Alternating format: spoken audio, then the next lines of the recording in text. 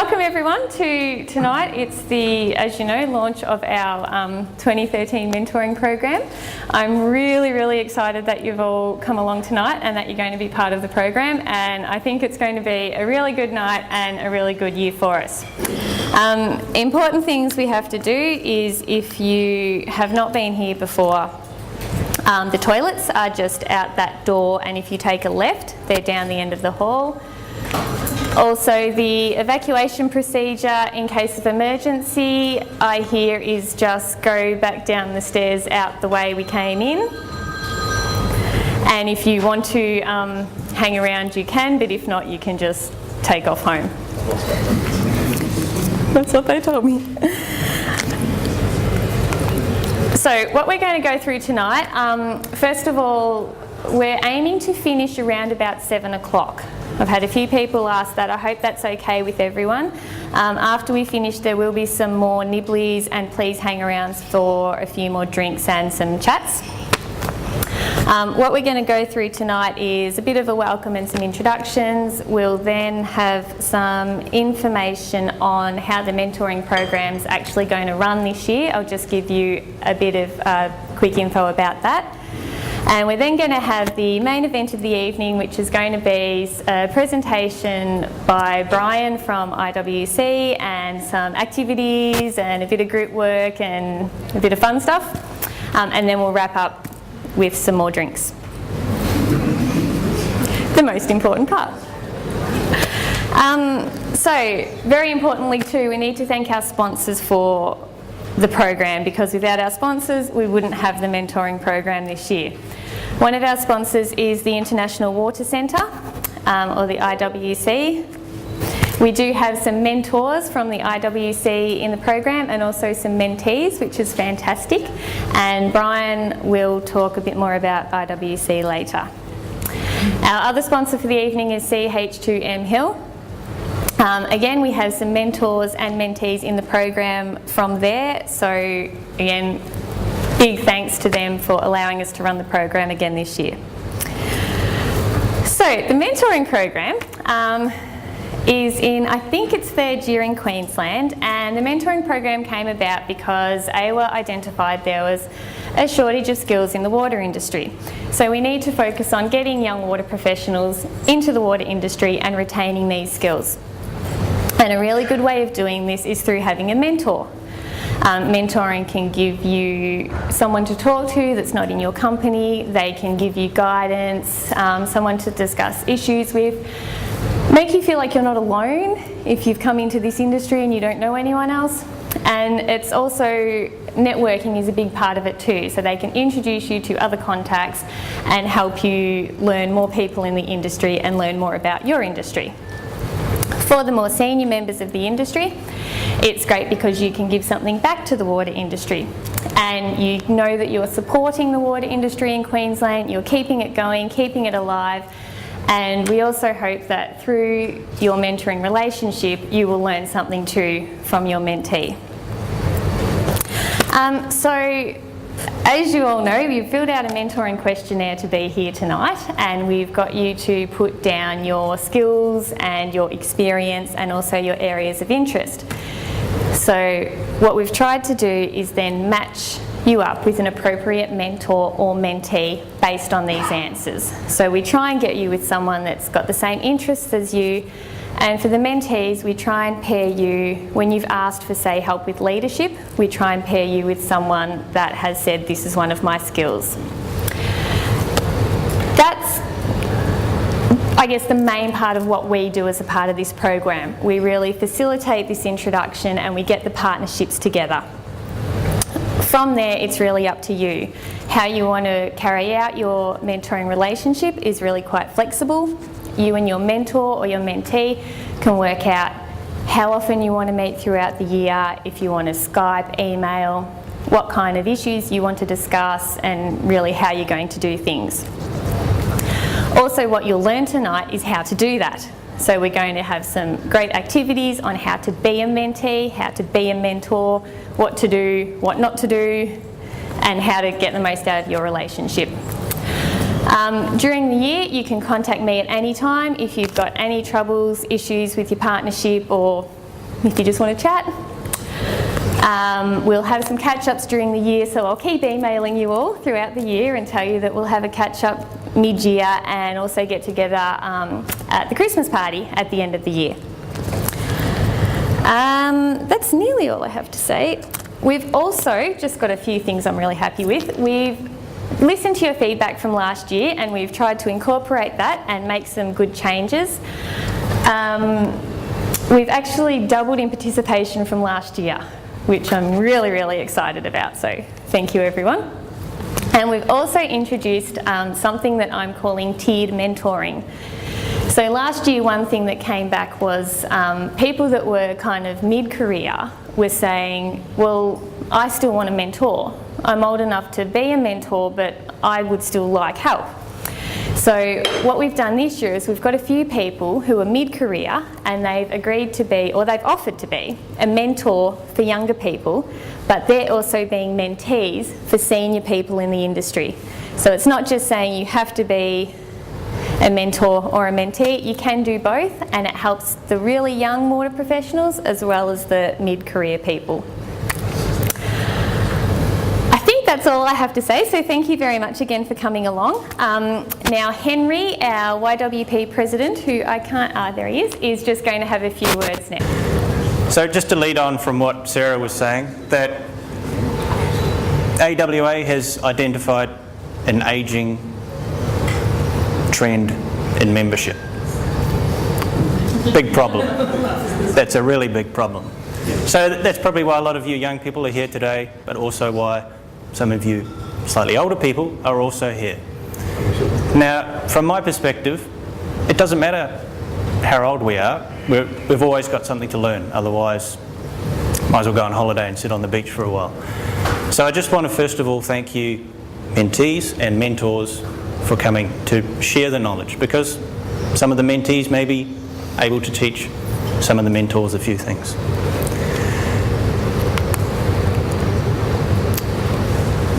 There's no hard and fast definition for a YWP. Somebody just asked me before how old you have to be. You can be as young as you like. So we're always looking for more YWPs, not just on our committee, but also just in general to come to our events. Our main objective is to grow, develop the network of young water professionals, not just in Queensland, not just in Australia, but we have a number of members who've gone off to deepest, darkest Mongolia. So just a couple of highlights. We've just had an event at Griffith University. We had a number of students there. So just to give you an idea of some of the things as YWPs we get up to. We had an event with the skills retention and motivation, talking about the talent in the industry, how little there necessarily is available, and how we who are skilled can really tap into that to maximise our opportunities. We had a Tempin bowling evening. It's a great networking opportunity. The person in that photo from Arrow Energy will remain nameless. We also had a walking tour throughout Brisbane. A lot of wonderful water projects are on our doorstep. We are a river city, so we need to get on board and really get into it. So why would you think of joining the YWPs? You know, what are you going to get out of it apart from exhaustion after running an event through the city? Key contacts helps us all in the network. Teamwork. You know, if you really want to differentiate yourself on your CV, there's no better way to be involved in a membership, whether that's attending technical events, whether it's helping YWPs organise events. There's some great opportunities. Now, joining the process for the YWPs, some of you have seen this slide before on the website, is a little complex. So, before you all take photos of that on your iPhone or anything, just give us a ring anytime. You can talk to Sarah, you can talk to Sharon, who runs our branch office here locally, or any of the other AWA members. I'm sure they'll be able to point you in the right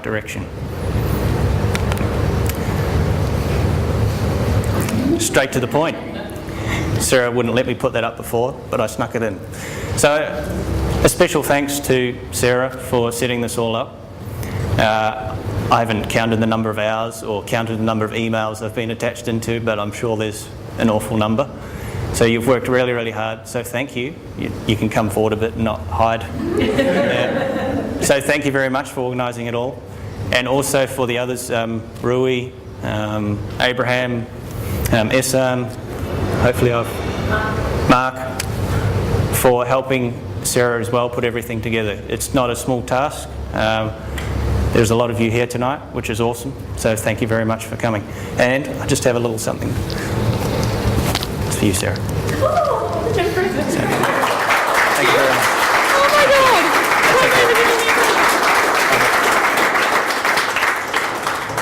So thank you very much. I hope you all have a wonderful night and really enjoy yourselves. No, need the microphone. Thank you very much, Henry. I completely wasn't expecting that. And no one sent me an email yet to say, please stop sending me all these mentoring emails. I'm just waiting for it, so that's good. Okay, now we have the formalities over, we can get into the fun stuff. So as I said before, one of our sponsors for the evening is IWC. And IWC have very kindly agreed to also hold the main presentation activity for us tonight. Presenting that will be Dr. Brian McIntosh. Now, if you don't know Brian, he is a senior lecturer at IWC and he's also the education program coordinator. There was a lot of very interesting stuff on his bio from the website, a lot of which has escaped me, but it was about communities responding to shortages of water due to things like climate change and urbanisation. Brian's also involved with Smart Water Research Centre, the University of Queensland and University of Cranfield. Okay. Not on the website bio, but I have heard that he has been known to make up songs in lectures and possibly even break into songs. So I think we're going to be in for a treat tonight. So Brian, please. Thanks, Sarah, and thank you to the AWA Young Water Professionals for giving me the opportunity and the IWC the opportunity to work with you all tonight. There's a couple. I'm wearing a couple of different hats here. There's a hat of the sponsor, and that entails a small product plug. You may already have noticed that you're sitting on a product plug. We put them all out and thought maybe we're overdoing it.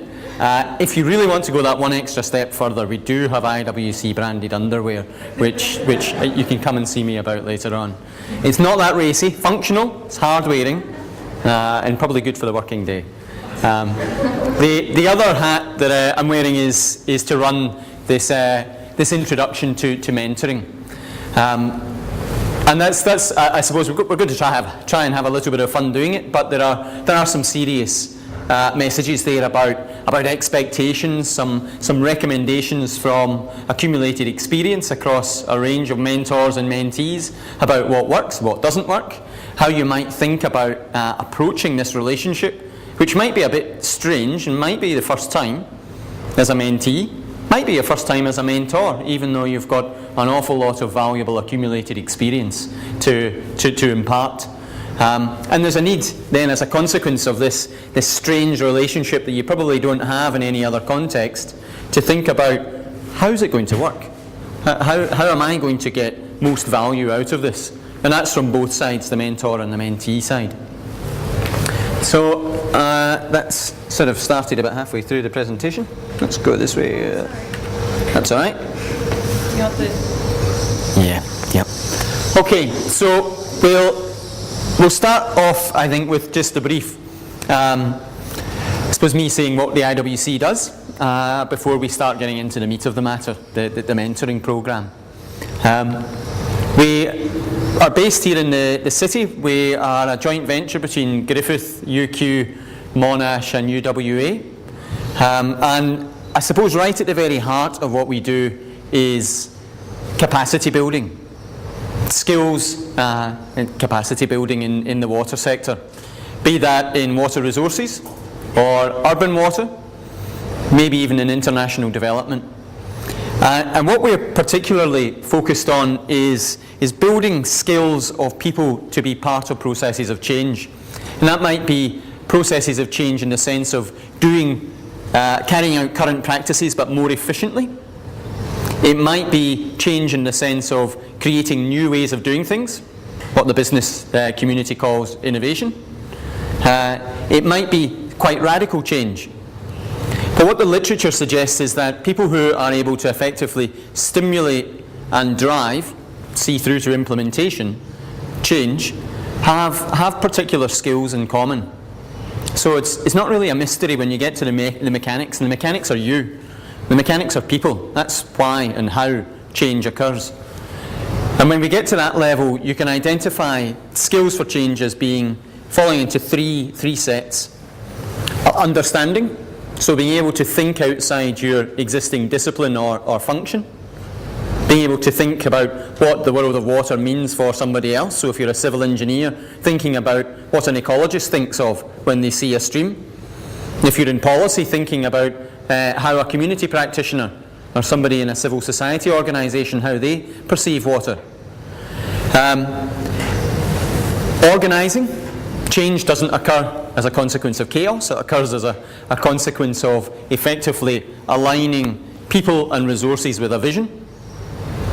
Some effective team management, collaborating across organisations perhaps, organising that collaboration, and then influencing, that creating a common vision and getting people on board. And these are sets of skills and knowledge which you can build. It's in a sense it's not magic, and we've designed our products really to target different parts of. Let's see if I can get these three set core competencies for change. Another way to think about it is we're trying to create this sort of broad T-shape of skills profile. So people come out of university with deep understanding in a particular area, civil engineering, chemistry, sociology, policy science, doesn't really matter what, but they come out with very deep understanding, a lot about a little. They know a lot about a little. And as you go through your career, you tend to broaden out, particularly as you take on management responsibilities, and particularly if you start having to engage across functions or organisations. What we're trying to do is deliberately construct this kind of T-shape of skills profile. The management literature shows quite clearly that organisations which are able to effectively preempt and adapt to change, which are able to successfully innovate, are full of people who do this, but not absolutely full. There's a healthy population of people who are able to join dots. So if you look at really big organisations like BP, they actually have T-shaped roles. There are formal roles that they've created for internal problem solving and knowledge sharing. Much more effective than trying to share knowledge via inputting lots of data into computer systems that are then very difficult to maintain, very expensive and nobody ever uses. Much more effective if you utilise the knowledge inside people's heads. Now, if you formally create those roles, it creates a real flexible and effective mechanism for change inside organisations and outside. So we've got three main products that tackle these different skills and competence areas and with different levels of detail. The Masters of Integrated Water Management, some participants on that programme are here in the room tonight. That's I suppose our flagship product. It runs both full-time and part-time. It's got about 20 nationalities in the full-time cohort, and it targets organising and understanding. There's a specialist graduate certificate in water planning, again looking at aspects of integration, so integrating science and collaborative planning, stakeholder engagement, conflict management, sets of skills which are needed in practice together, and sets of skills which are not found commonly together in normal disciplinary focused degree programmes. And then the leadership programme, and that focuses exclusively on influencing, on building up visions and aligning people, resources and visions. Part of developing that competence to influence others, to create a common vision and to drive change is actually engaging in mentoring relationships. People who effectively institute and drive change tend to have been through at least one or more mentoring relationships themselves. There's fairly good evidence to suggest that, and it's no surprise.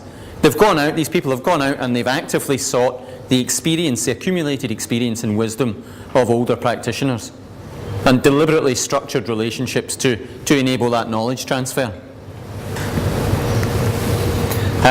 If you're interested in any more, then please do get in contact, but I'll get off the hard sell. That was a hard sell though with an underlying message that, look, mentoring fits into this. Mentoring is actually part of the process of building up skills and understanding, both to manage efficiently, effectively, but also to be part of change. The slides I'm going to run through are based on a set of slides that Victor Callan at the University of Queensland, the research dean, provided for us as part of the Water Leadership Programme. So we have a module on mentoring as part of that programme. What we'll do over the next, we've got slightly less time than I thought, but that's okay, we'll compress it. Over the next half an hour or so, we will run through the benefits of having mentors from the perspective of mentees, principles of good mentor-mentee relationships, for example, regularly reviewing the relationship. Some people, this is a common one, people begin to ask the question, well, how do I get out of this? Once I'm into it, how do I get out of this without really annoying the other person and creating, well, maybe I'm just going to limit my employment opportunities in the future as this relationship fractures apart. You've got to be clear and open and professional. It's not rocket science. None of what I'm going to talk about really is rocket science. It's pretty common sense. Steps to establishing a good mentor-mentee relationship. Again, particularly from the perspective of mentees, but we'll also talk a little bit about the mentor perspective. And then some workshop activities to help us run through this and share some ideas and concerns, because you might be a little bit anxious as well as excited about the prospect of forming this new and hopefully productive relationship. Some quick questions then to start off. Has anyone been in a mentoring relationship? Any mentees out there? Okay, as a mentee? And what did you get out of that relationship? Oh, lots. Mm-hmm. Okay. So I kind of a nebulous lots. It might be non-specific. It might. Yeah, it is very non-specific. Yeah, just observation of the mentor that I had, how he carried himself in the workplace, integrity he had, honesty he had. And, yeah, that's something of it. Excellent. And there's a hand up there. Yeah. What did you get out of your relationship? Well, it's ongoing. Okay. The friendship is one thing. Just an insight into how the water industry works and advice on looking for jobs or what's going on in the workplace, who to talk to, that sort of thing. Okay. Any other mentees?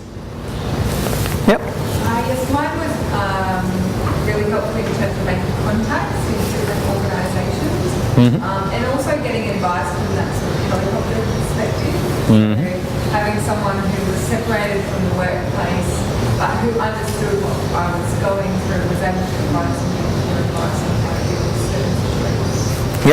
Yep.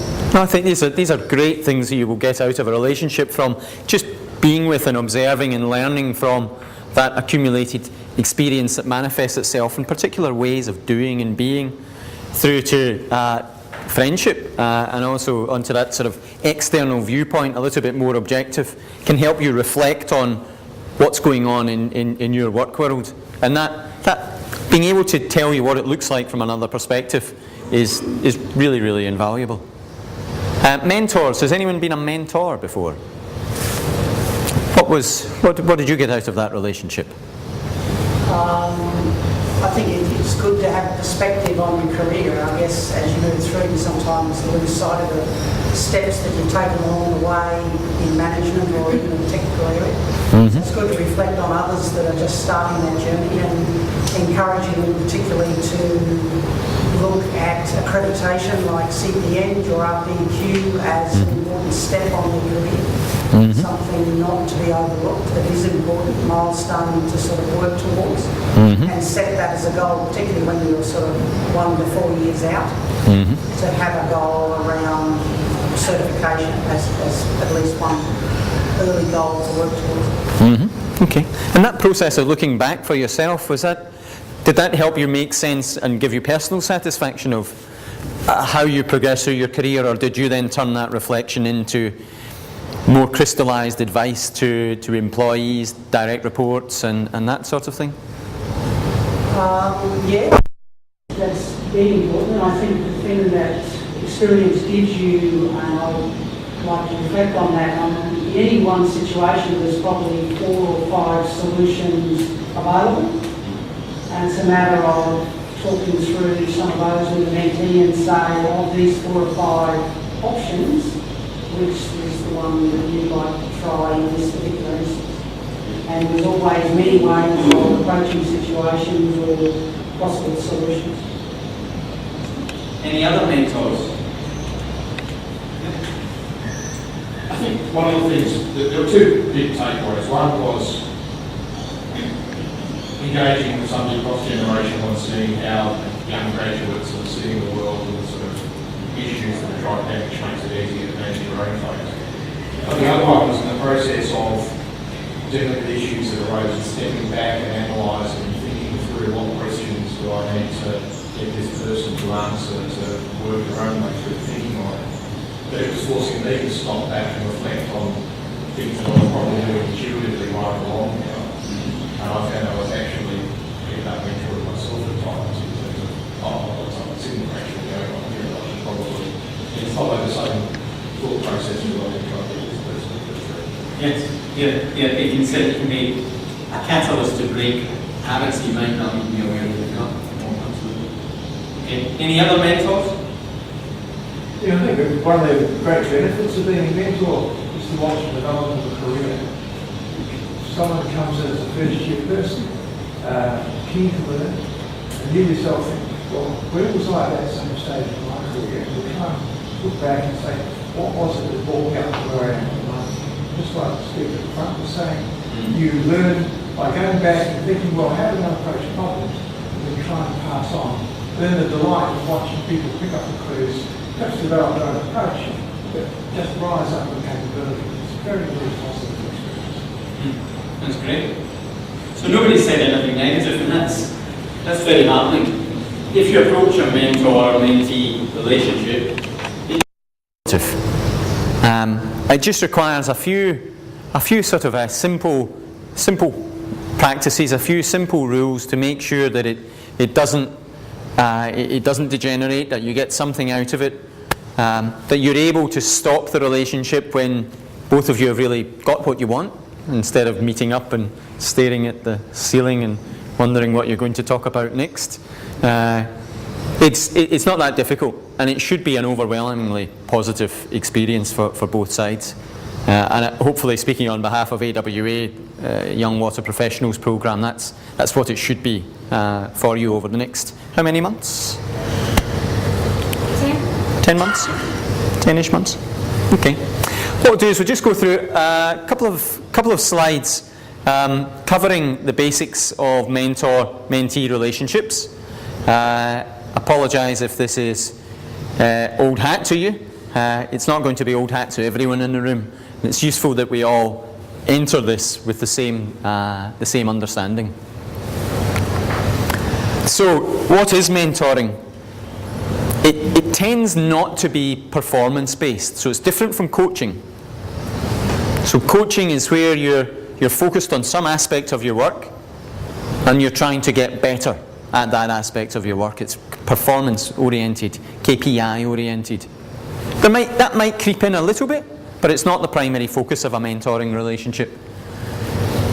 One way of thinking about it is as an intentional developmental relationship where a more experienced practitioner or professional nurtures the professional and personal life of the mentee who's less experienced and less knowledgeable. Can be more formal or less formal. I would suggest that some degree of formality is good. Formality in the sense of being clear about what your goals are and your objectives. An absolute no-no for a mentor-mentee relationship from a mentee perspective is that you're trying to get a job out of the person that you're linked up with. That's a sort of it's just a no-no. You're not there to get a job. You're there to learn from the wisdom and the experience of that person. Unlike coaching, much less focus, as I said, on enhancing current job performance. Much more long-term developmental. A mentoring relationship can go on for many years. Probably the shortest it goes on for is a couple of months. So long-term is really anything from a couple of months upwards. There's a time scale set for this program, but of course, if you're having a very productive relationship, there's no need. In fact, it shouldn't stop really. You should agree yourselves, the mentor and the mentee, when it will stop.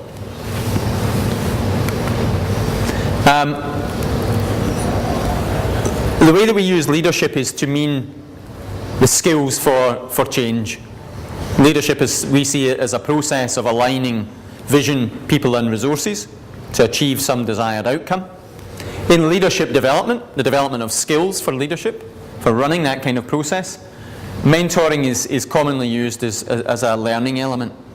It's a very important component, not just in the IWC's view of leadership, but more generically, if you go across the leadership literature, mentoring is one of the fundamental tools which are in there, along with other feedback mechanisms and learning mechanisms like 360 degree feedbacks.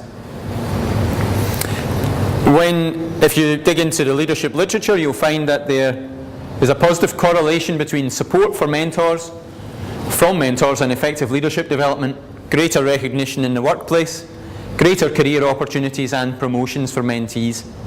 And mentees are more likely to also volunteer to be mentors in the future. So partly what we're doing here is we're creating a self-perpetuating system of knowledge transfer. By deliberately engaging as a mentee in a mentor relationship, you're helping to set yourself up to be a future mentor and helping to keep that process of knowledge transfer in place. Mentoring can take multiple forms. You're going to engage in one-to-one mentoring, but it's not the only kind. And the one-to-one mentoring that you're engaging in is between a less experienced and more experienced professional. You can get peer-to-peer mentoring, which is focused primarily on reflection, maybe about being an aid to reflection in working practice, maybe less about the transfer of accumulated wisdom. But there can also be group mentoring, which typically involves 4 to 6 people, and it's quite often it enables that group to collectively benefit from the experience of the mentor. What I'd like you to do though is to stand up first of all, and I'd like all the mentees on this side of the room and all the mentors on this side, if that's okay. So mentees this way, mentors that way. So what we're going to do is a little bit of talking and a little bit of sharing and a little bit of putting some paper on the wall so that as we stay here for drinks later on, people can share from the accumulated wisdom and ambitions which are here in this room. So in your groups of 3, 4 or 5, depending on which row you're sitting on, I'd like you to discuss the following question. What do you want this process, this relationship that you're about to enter into, what do you want it to achieve from your own perspective? So we'd expect the mentors to write some things quite different from the mentees, I'd imagine. So have a piece of paper. Have a piece of paper. And you can draw diagrams if you want, flow sheets are okay.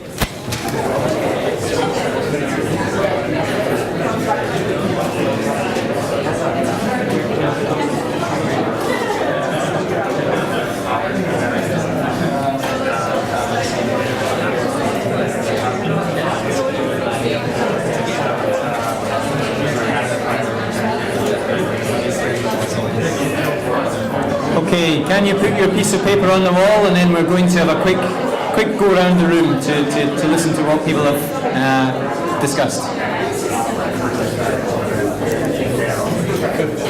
We'll go through the mentoring side. Who would like to volunteer? There are some of the responses to that question. Thanks, Tim. Okay. For our group, we had a number of benefits, I think, that we could see out of the process. Giving back to industry. And I think all of us in AWA have certainly learned a lot. And AWA is an association that shares knowledge freely, so we've all gained from the association over the years. Independent sounding board, a person who's probably not in your firm, not in your section, so able to give an independent view on a situation. Filling the gap. Many of us have come through situations where mentoring wasn't available in our careers, and looking back we can see the benefits of that, and now wanting to be able to provide that service or facility to others. Share experience, war stories. I think there's great benefit in stories. Sometimes they go on a bit long, but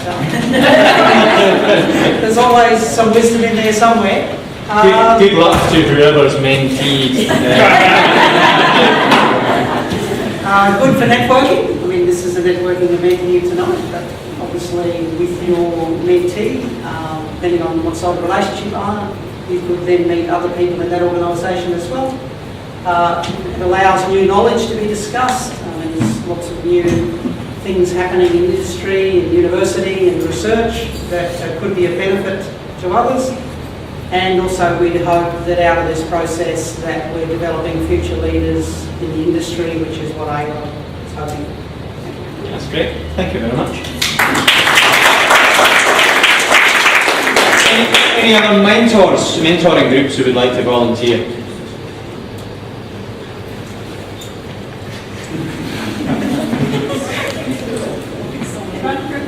Yes, no problem.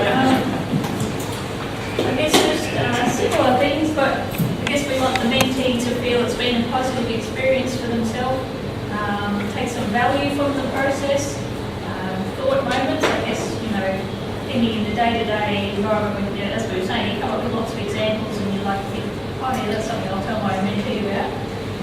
Giving back to the industry, imparting knowledge, helping the mentee through tough experiences, but also helping to build their own resilience so they can deal with that problem next time.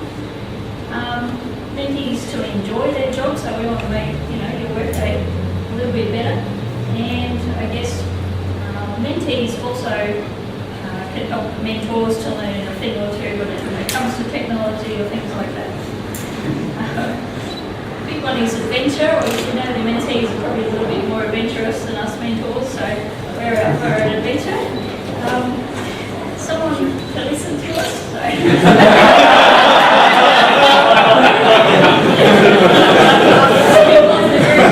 Listen to at home, so it's a no punishment environment, so we want mentees to feel able to talk about things openly with us, and also to create a network outside your own workplace. That's great. Thank you.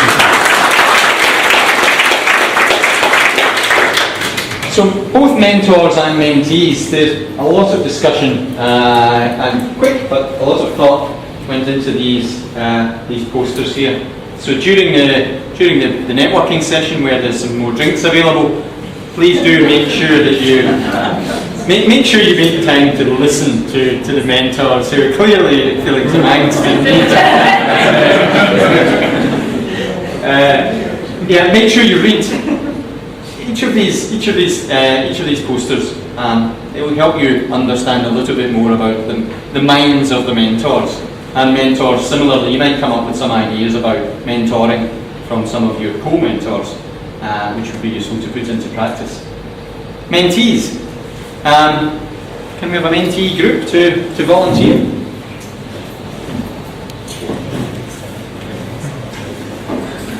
Alright.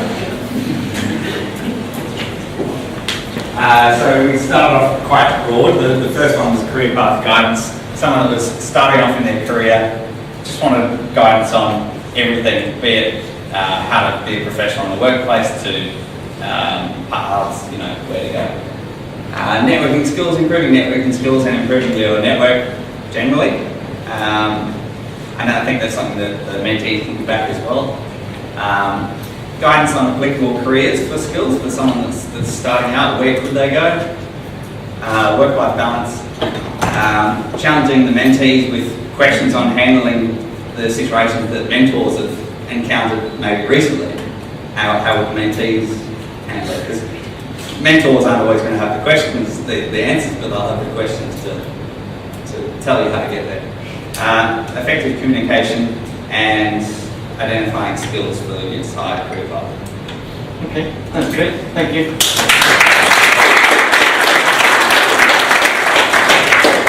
One more mentee group. Okay. The only other things that we didn't talk about that were mentioned before, potentially some technical skills about related to areas which might not have so much experience in, like wastewater management, for instance. Organizational skills, that's presuming that somebody who's been in the industry for a long time is organized. Look at them. They look like most organized here, but access to boats, cars, holiday houses.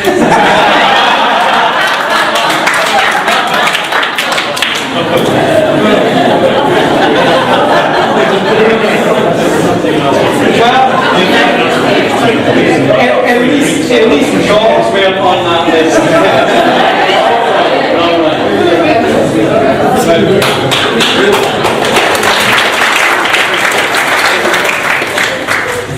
We are going to get you into your mentor-mentee pairs before we break for drinks. But again, I would encourage the mentors to have a scan. It'll give you an insight into the psychology of this group and set of individuals, one of whom you're going to end up with as a mentee. We'll progress on just a little bit. These are some ideas to help you. The relationship that you're going to form, to think about what you might want to get out of it. So this is a model by a chap called Avolio. And Avolio was concerned with how people become better practitioners, better professionals. And so over on the right-hand side is self-development. But self-development occurs as a consequence of consciously altering your own behaviour, self-regulation, which comes as a consequence of becoming more self-aware about what you're doing and how you're doing it and what the effects are, what you could be doing differently to have a better effect. And by effects here, we're not just meaning self-serving and career advancement. We're also meaning effects in terms of positive outcomes within your organisation or the work of your organisation in terms of its impact in the community or environmentally, depending on your focus. Self-awareness comes about as a consequence of triggers, things which happen in your workplace. Self-awareness can come about as a consequence of changing from one workplace to another, becoming aware of cultures, ways of doing things. And self-awareness depends upon talents and capacities which are built upon by life experiences. The idea of mentoring can fit in really to help at any one of these stages, to make sense of triggers, to help somebody become more aware of the talents and capacities they have, to help them become more aware of what effects they're having and how effective they are being in their workplace, in the community, in the environment, ultimately towards becoming a better, more reflective, more deliberate and more effective professional.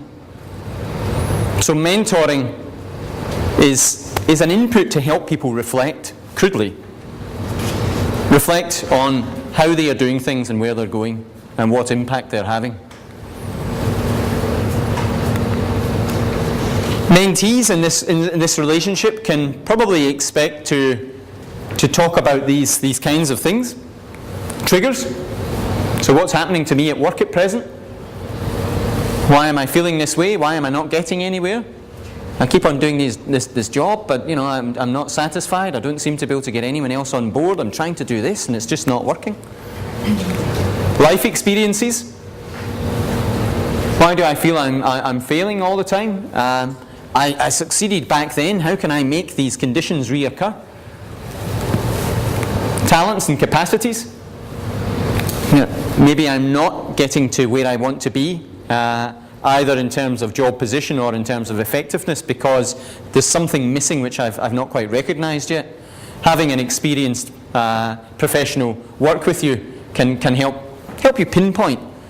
And it's probably not deep technical knowledge. You're probably aware of that. It's probably more behavioural. Probably more to do with the way that you're conducting yourself with others. And that requires an objective pair of eyes and a seasoned pair of eyes.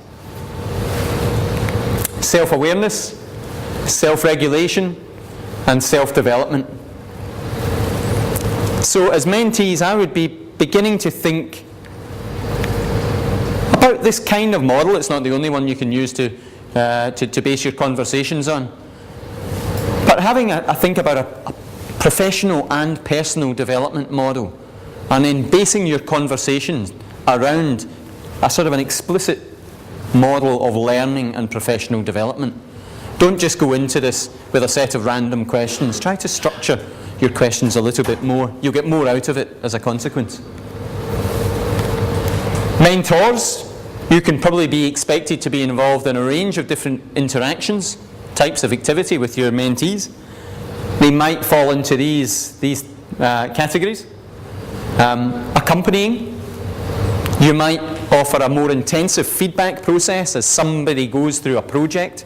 Your mentee goes through a particular project or learning experience. So you offer quick and rapid feedback. You might be involved in what is sometimes known as sewing.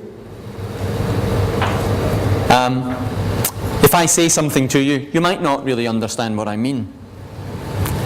You might require that we both go away and sit together in a ski cabin somewhere with a bottle of whiskey. And then after about a day, 2 days, a week, depending on how far apart you are conceptually, eventually it clicks. Sewing is a way to try to bridge that gap. Try to make people, to sow the conceptual seeds, or the seeds of reflection and experience, which help people gradually become aware of what they're doing right and wrong and what they could be doing better. You might be involved in catalyzing. You might actually be provoking your mentee to do something consciously, deliberately new. A bit of an experiment almost. An experiment which is informed by your own experience of what is likely to be the outcome, or at least likely to be the learning that comes as a consequence of trying. Modelling. You might find yourselves presenting yourself as an exemplary in a particular field, particular job function, particular area of endeavour. Something, a set of behaviours, a set of knowledge for the mentee to try to follow. And harvesting, you might be acting more as a reflective aid and asking questions. Well, what did you learn there? Why was that useful? Why not? And acting less as a guide and more as a reflective aid. If anyone has ever worked with a counsellor, counsellors don't tend to tell you what to do. They tend to ask you questions back. And that's their job, their function really is to help you reflect and diagnose yourself. You might find yourself in that sort of role.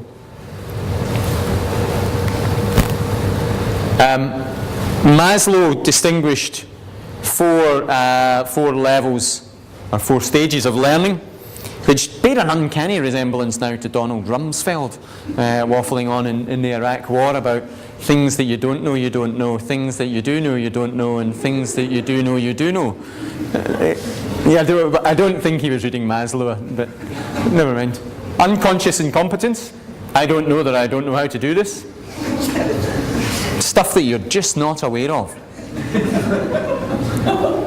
Conscious incompetence. I know that I don't know how to do this yet. Conscious competence. I know that I know how to do this. And unconscious competence. What? You say I did something well? And you would hope perhaps that the mentors as a group are unconsciously competent. Not unconsciously incompetent, but there's a definite, two letters are missing there. Unconsciously competent, because that's the nature of acquired expertise. It sometimes becomes difficult to actually articulate how you do things well. It's become so ingrained. So the challenge to the mentors is to surface that, to try to bring that up so you can impart it. And the mentors then, in a sense, have a role to help get the mentees from perhaps a state of unconscious incompetence through towards unconscious competence. Given that this is not necessarily going to be anything longer than a 10-month relationship, might be shorter, might really work, in which case it could be longer, that's a beautiful thing, but this might be a relatively short relationship, and that's fine. You may have multiple mentors as mentees. In fact, you're almost certain to, as you go along through your career. So this isn't it. You're not getting married to somebody for 20 to 25 years. Please don't leave the room now. It's okay. This is the start. Get what you can out of this relationship, and then both of you mutually agree when to stop and to move on. Okay, we're a bit tight for time. What I'd like to do, instead of doing another group session, let's just answer these questions on the floor. So mentees, what are you most concerned about?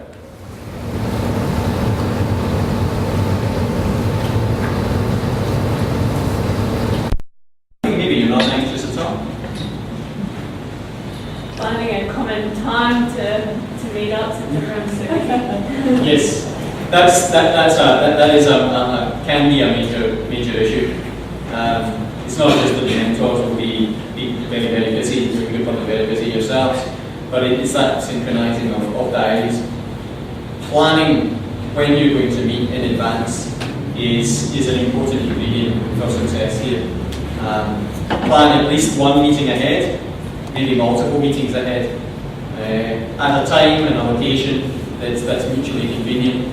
Might be a breakfast meeting every month, every couple of weeks, depends on the intensity of the mode of the relationship. But you've got to get that sorted out, get the diary sorted out very early on. Anything else you're concerned about, mentees? Asking stupid questions. Okay. Asking stupid, there can be badly formed questions. And I sometimes find myself as a Glaswegian challenged in that regard. The meaning is crystal clear. There are no such thing as stupid questions. They will only, well, you'll get an answer back. There'll either be a quick answer, in which case it was an easy to answer question, or you'll make somebody stop and think. So don't be afraid, be bold in your questions. And mentors, any of you concerned about anything? Yeah, if there's a difference between your degree of, if you like, shyness or extrovertism, and getting a person who might be shy to open up and feel comfortable with you. Yes.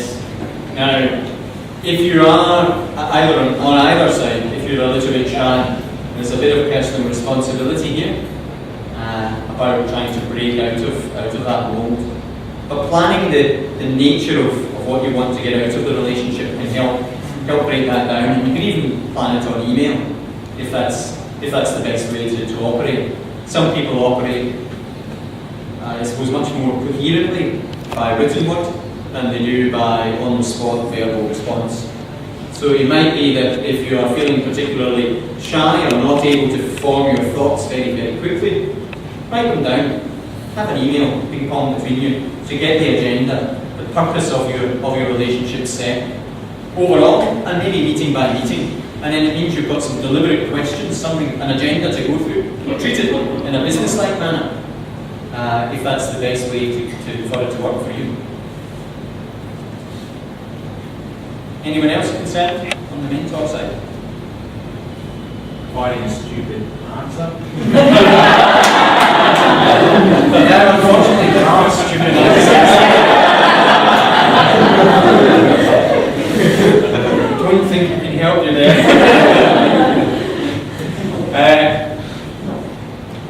So I suppose it would be, the only advice that I think I could probably give would be to treat every question seriously and to give considered and thoughtful responses. If you're still a bit daft and you give a daft response, then but this should be considered deliberate and thoughtful from both sides. How will you make the relationship work? We touched on that a little bit here. Setting up diary, getting the meetings set out at least 1 or 2 or more in advance, being clear about the agenda for each meeting and being clear consequently about when you're going to stop. When you've fulfilled the overall purpose through a series of agendas, just agree to stop. And so you say that was both sides, that was very productive. You thank each other, it's very civil. And then you formed in a sense, you've probably formed a little bit of a friendship, which may come in useful later on, a bit of strategic networking. Might not. Maybe you'll touch base again as in a mentor-mentee relationship, or maybe you'll just bump into each other at networking functions, and then you won't feel so lonely. If you feel lonely already, which you might not. All right. We are going to hear from a returning mentor pair now. Goodness, I'm very excited to be a returning mentee.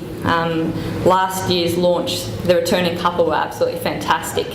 And I'm not sure what Heather was thinking, but I was sitting there going, oh, definitely going to be like that.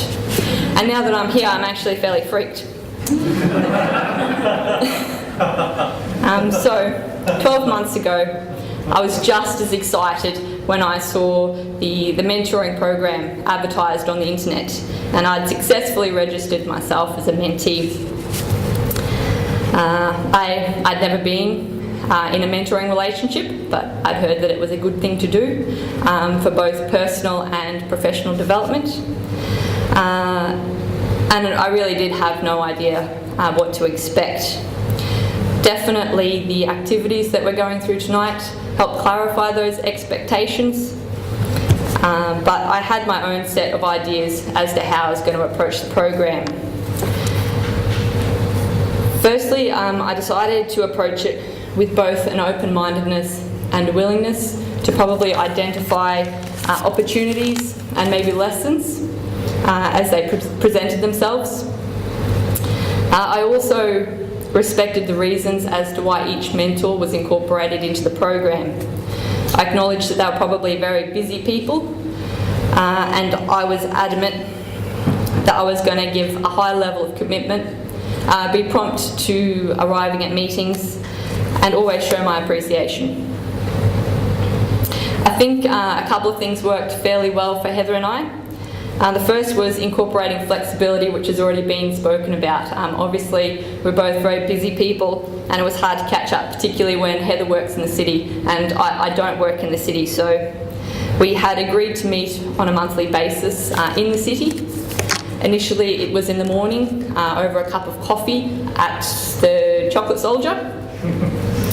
As we gained a bit of momentum, we tried a few different cafes. When I finished my thesis, catching up in the afternoon over a glass of wine was more convenient. This is when I found out probably what the next best thing was that worked for us. Well, me. Because personally I'm not very good at talking about myself. If you want to give me something technical to talk about, that's no dramas, but when I have to talk about myself, my brain goes into overdrive. And forgive me for the alliteration, but wine is wonderful and can work wonders. So that was the threshold from not doing particularly well in our relationship to really getting things done. So after discovering wine Don't know if Heather noticed a difference in me, but I certainly found the process a little bit more pleasurable and easier. Sometimes when we both got a little bit busy and it was hard to catch up, we managed to have one meeting over the telephone. We also, in between meetings, communicated through email, which was excellent. The support that Heather's provided me over the past 12 months has been a relieving nicety. She's been very successful in changing my perspectives and my approaches on numerous occasions. Probably if she hadn't been there to interfere and put her spin on it, they may have not ended quite so successfully. Thank you. That's wonderful. I remember during one meeting, I'm a very passionate person, and I was very frustrated with my job and the company I worked for, and I had written a 15-page letter which contained, ideas and innovations that I thought would benefit my company, and which I intended to send to the CEO. Heather strongly cautioned me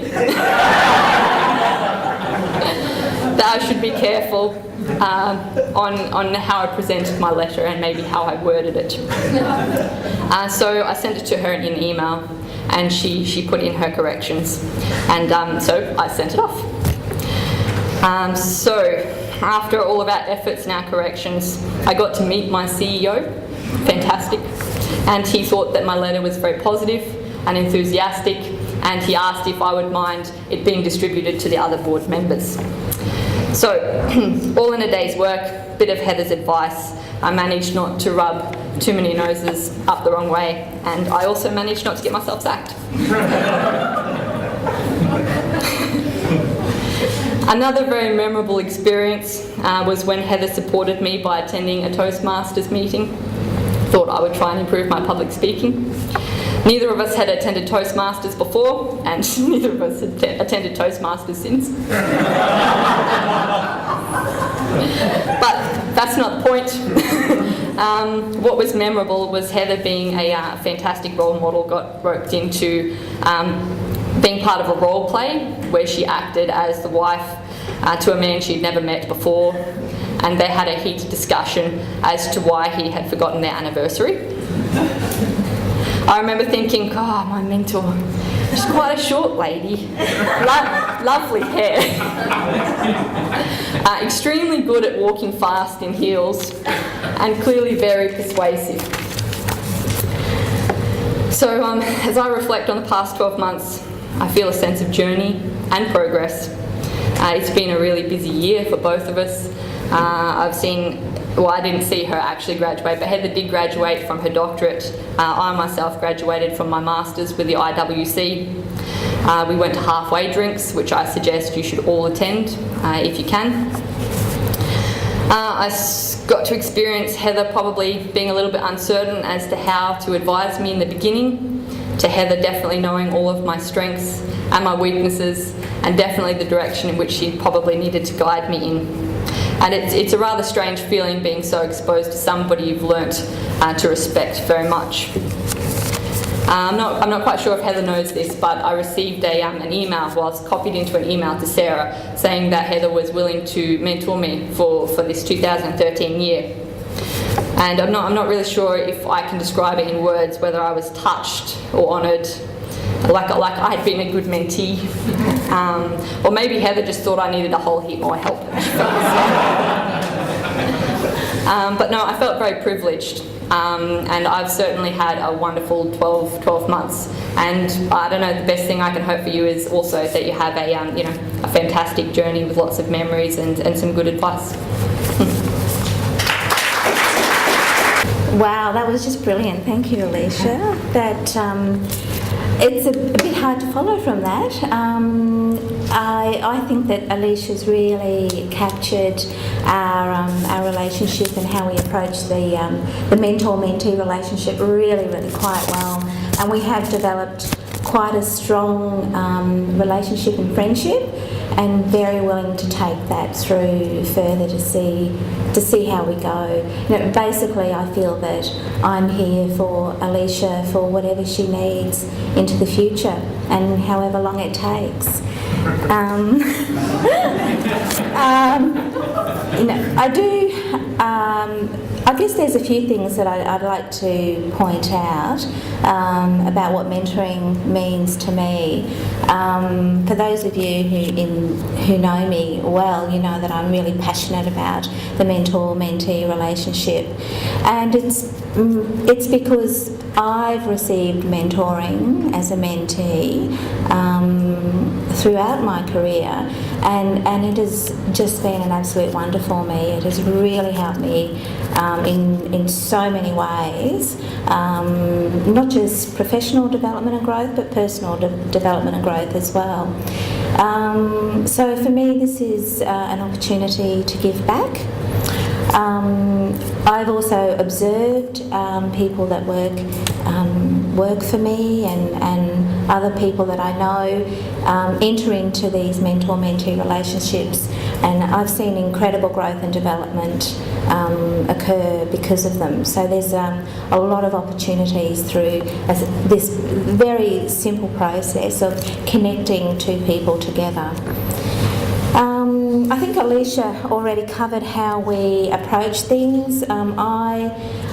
My approach was very happy for Alycia to take the lead on how she wanted to approach things, so that our relationship was based on what her needs were, and as a result, we went from having breakfasts and coffees together in the mornings to having catch-ups over wine in the afternoon, which was lovely, emails,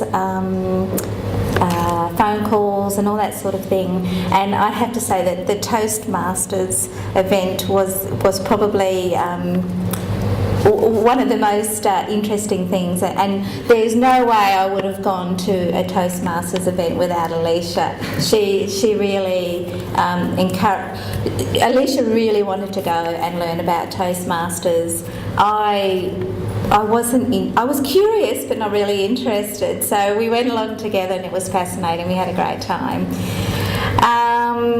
Our conversations, we talk about a variety of things. It's not always just work related, but most of the time it is work related, and it could be about technical issues or people, research, higher education, all sorts of things. As you know, Alycia elaborated on a particular issue that she had, that she was going to approach the CEO. So we had a rather lengthy conversation on how best to approach the CEO, and a really positive result, which is wonderful. That's probably about all from me. I'm really, really looking forward to this next 12 months. And I just have to say that for me, being a mother of 5 young adults, it's really lovely to have someone who wants to listen to me. A really intimate insight into your mentoring process and journey so far, which hopefully everyone in the room can take something from. We're going to very quickly move into getting you paired up with your mentor or mentee, depending on which side you're on. Just a couple of sort of take-home points to perhaps incorporate into your relationship. Good idea to start off with a getting to know you session. The mentor-mentee relationship is going to involve, I think as you've just heard, exposing yourself a bit personally about your motivations, about what you like, what you don't like, why you've done things, what you have regretted, what you are wanting to achieve. This requires some trust. So it's very important to have your first session should be a getting to know you session, and of course you are going to build that knowledge of each other as you go forward. So there is a bit of a trick here to marry together the formal agenda setting, the business approach, with the breaking down barriers. Hopefully your mentors are able to help you help you through that process. Define your roles and responsibilities. Be clear what you're wanting out of the relationship. It might be longer and ongoing. It sounds like you two have really hit it off. And that's wonderful, and that happens sometimes, but sometimes it's much more defined. So define your roles and responsibilities and when to stop the relationship. Establish some shorter and longer term goals. So these are just some quick tips about how you might behave in meetings. So as mentees, you might be asking appropriate questions to clarify what your mentor is suggesting. And back the other way, this skill of active listening, checking to make sure you've understood what somebody is saying. Say it back to them in a paraphrased way. It's an odd skill and habit to get used to, but very beneficial. Applying the information and strategies, actually being able to go back and saying, well, I tried that, and this is what happened. Instead of just going back and actually you've not really done anything, because you're not trying to get anything out of the relationship. It only works if both sides put effort in. You've got to listen, actively listen, and collaborate to solve problems. So this should be, I suppose in educational terms, not wholly didactic one way. It should be dialectic. It's about dialogue and collaboration. But of course, with the mentee actively listening and trying to put in practice what the mentor says. You might not be able to meet in person. You might have to meet by phone. It's not as good. Try not to do it, but if you do, just try to make sure you're in a private space where there's no background noise, so that the conversation works. And brainstorming. Be fluid. Try to be creative and open and brainstorm through whatever the solutions might be to the problems which come up. And when things begin to work, celebrate. I think it's really nice to hear that you guys went out for. Actually, it sounds like your relationship is entirely based on wine, but but going out for a glass of wine or a beer, that's a good thing to do. Break down those boundaries to an extent, but be clear what your purpose is. If you're really interested in mentoring further, the CCL, if you have a look on the web, you'll find these are downloadable. You have to pay something like $10, $12 as PDFs. The CCL is a leadership think tank. I suppose it's a set of academics in an independent organisation. And they produce really nice, short, punchy documents in all aspects of management and leadership. So you'll find there's a really rich catalogue of resources beyond these two references. But I'd recommend you download them. And now it's time to meet thy mentor. What we have are 6 bottles of wine here. 6 bottles, which you're not all to rush for at once. Are you okay if I get them going? Fantastic. I want you to talk to them again after though. That's all right. So let's just have a brief minute or two of chaos. So the first 3 people, first 3 pairs, you'll find on your badge you've got a mentor number. And the mentees, you have a mentee number. If your mentee number is 7, your mentor is 7. If your mentee number is 14, your mentor is 14. Find your mentor, find your mentee, and the first 3 people here, first 3 pairs, win a bottle of wine each.